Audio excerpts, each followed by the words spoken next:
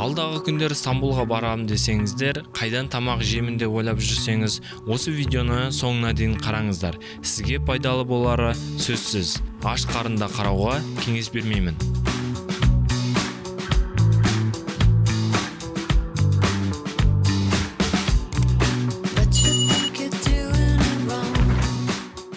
Алдыңғы бөлімдерде көргендеріңіздей орталықтан отель алған болатынмын. Енді сол отельдің таңғы асын көрсетейін. Бүгінгі видеолардың барлығы тамақ туралы болған соң сол отельдің таңғы асын көрсетейін. Біз тоқтаған отельде осындай таңғы ас, тәттілері бар екен, салаты бар екен, шай соғы бар екен, жұмыртқасымен. Және осындай отырғыштардың қасында осындай керемет көрініс. Аллаға шүкір. Міне осындай шағын кухня. Не бар екен? Ішінде біреулердің тамақтары тұр, сулары тұр. Ас болсын.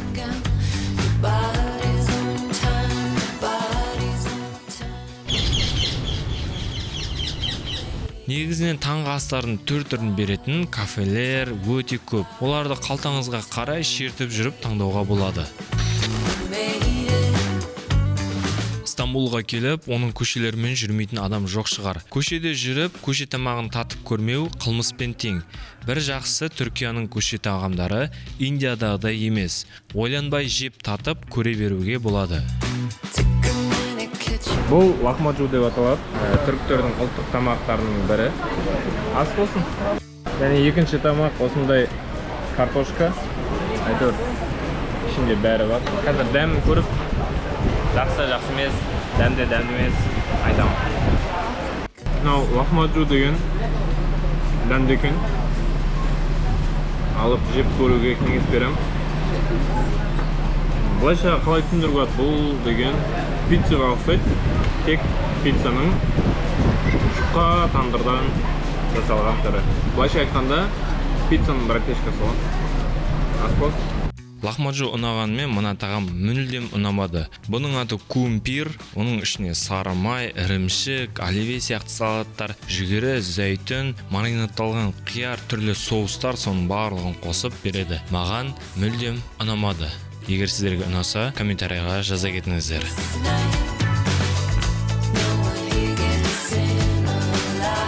Стамбулда семитті, қуырылған жаңғақты, жүгері дегендерді жемейтін адам жоқ шығар. Сондықтан оларды кез келген жерден кездестіруге болады. Стамбулдың көше тамақтарының тағы бір тәтті түрі. Бұның аты локма. 40 лира тұрады. Қазір жеп қараймыз.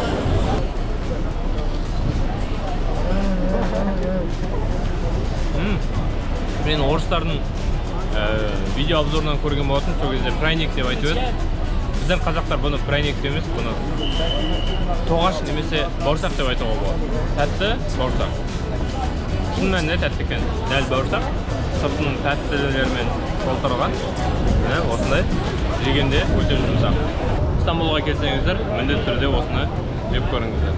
Менен Бекемен. Мен сіздерге Стамбулдағы ең арзан тамақтану желісін айтамын. Бұндай жерлер қала бойынша өте көп.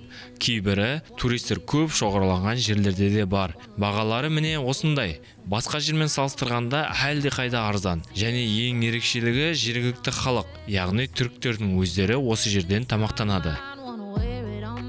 Осындай тамақ. Бұл 310 лира тұрады. Бұл жерде нанды бірге қосып береді және су береді. Су 10 лира және оған қоса тағы да айран заказ бердік. Ол где-то шай 12 лира болса, айран 20 әрі кетсе. Сондай шамада. Кешкі ас сондай көлемде шығып жатыр. Тамақ ішіп отырғандар болса, ас болса, видеода көрініп тұрғандай, бұл жерде 90-95% түріктер. Социал тезеселері деп аталатын жер. Осындай жерлерді тапсаңыздар, тамақ әлде қайда басқа жерлерге қарағанда арзан болады. Осыған дейін жолда келе жатқан кезде кафелерден біздерге тамақтар предлагать етті. Бір тамақтың өзі 500-600, кейбіреулер 900 лираға дейін кетіп қалып жатыр. Ал бұл жақта мынандай тамақ мысалы 310 лираға шығып тұр. Сондықтан Стамбулда тамақ ішетін болсаңыздар, осындай жерге келіп тамақ ішкендеріңіз абзал болады. Бұл жерден сіз сорпа, ет, күріш деген сияқты тойымды үй тағамдарын жейсіз. Мұнда тамақтарды тез береді және порциялары үлкен. Жаңа айтқандағыдай, Стамбулда арзан және дәмді тамақ ішкіңіз келсе, міне осы жерге келіңіз. Социал писислери деп аталады. Фатих районында орналасқан. Өте дәмді. Біздерге барлығы біздің теңгеге айналдырғанда 5000 теңгенің ар жақ бер жағы ғой. Осындай жерге келуге сіздерге менен үлкен рекомен.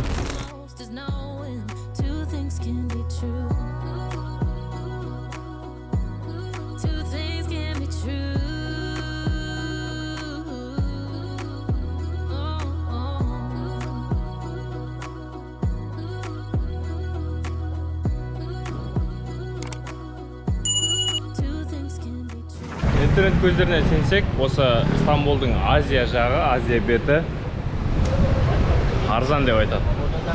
Үй жағы болсын, тамақтары жағынан болсын, барлық жағынан арзан деп айтады. Лукум 350, инжир 590 лира. Мейіз, мынандай неше түрлері бар, 400 лира. Шын мәнінде қарасаң, бағалары арзанырақ. Азия бетінде туристер өте аз, жақта түріктер өте көп.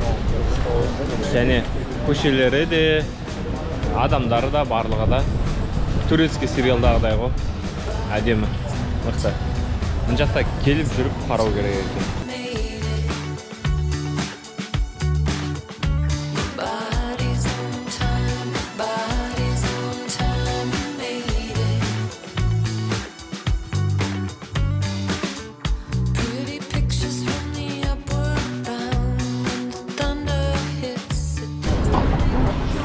Апай деген мысықты жаман еркелетіп жатыр ғой. Мына жақта жалпы Стамбулда Азия жағы болсын, Европа жағы болсын, барлық жағында мысықтарға өте мықты қарайды. Не деген махаббат. Осындай жерлерде, осындай тәтті алған кезде скидка сұрау керек. Жаттап қалыңыздар. Ендірем. Кейбір жерлерде біреуін алсаң, біреуін сыйлыққа береді. Кейбір жерлерде біреу екеуін алсаң, тағы біреу үшіншісін сыйлыққа береді деген сияқты, сондай бір ендіремдар бар. Саудаласу керек. Бұл жақтағы адамдар саудаласқанды жақсы көреді. Тәттінің неше түрлісі бар, орех дегендерді бұл жақта саудаға адамдар деген жатып алған.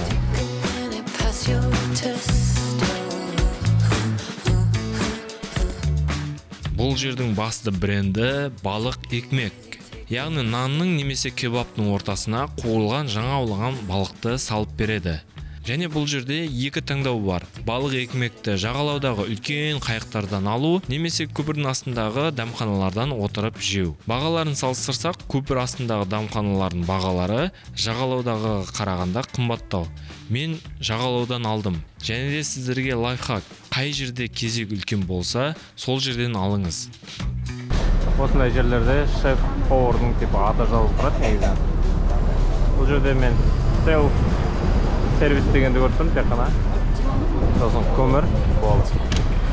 Негізен әр повардың, шеф-повардың аты жазылып тұру керек. Типі бренд сияқты. Бірақ мына жерде онда ештеңе көріп тұрған жоқ. Көреміз енді бірақ дәмі қандай болады.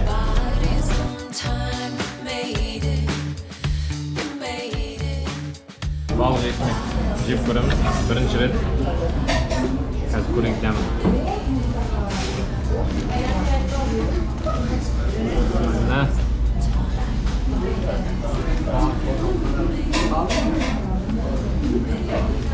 Балықтың дәмі кәдімгідей сезіліп тұр. Келген соң жеу керек болған соң жеп отырмын. Енді ойладым, мықты болады анау-мынау деп. Дәм қатты мықты емес, тартына отырған жоқ. Білмеймін сіздерге қалай. Видеоның астына жеп көрген адамдар комментарийға айтсаңыздар болады. Маған ондай қатты ұнаған жоқ, бірақ жаман да деп жатырған жоқпын. Дәмді, жақсы. Бірақ болған бір соустар жетіспей ма, кішкене кетчуп жетіспей ма деген сияқты сондай бір ай деген бір сондай бір құттай бірдеңе қалып тұр менде. Тамақ жеп отырғандар болса, Темірлан Мұқашев айтқандай, ас болсын. Бүкіл түрік елінде және Стамбулда да көп кездесетін және адамдардың көп айтатын тамағы Искандыр кебаб. Осы тағамды жеуге арнайылап адамдардан сұрастырып, ең тәттісін жасайтын жерге келдім. Осы Стамбулда, жалпы Түркияда осы Искандыр деген тамақ ең атақты десе де болады. Соны жеуге келдім. Қазір көреміз, дәмін көреміз. Түрін көрсетейін сіздерге. Мана бір адам таусылмайтын секілді. Бұл жақта бір жақсысы бір тамақ алсаң, астына комбо қосып береді, айран немесе пепси, кола деген сияқтыларды өзіңіздің таңдауыңызға байланысты қосып береді. Осының барлығы 6500 теңгеге шықты. Көрейік, знаменитый Искандыр деген тамақты. Бұлай түрі деген мықты екен. Наны ғой өзім. Бисмилла.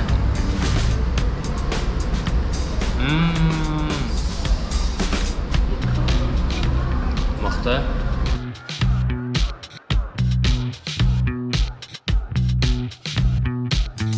Сонымен достар, біз Стамбулды асқазан арқылы таныдық. Ешқандай all inclusivсіз өзіміз қалаған нәрсені ең балғын күйінде жедік. Ең бастысы, бұл әмиянымызға қатты салмақ салған жоқ.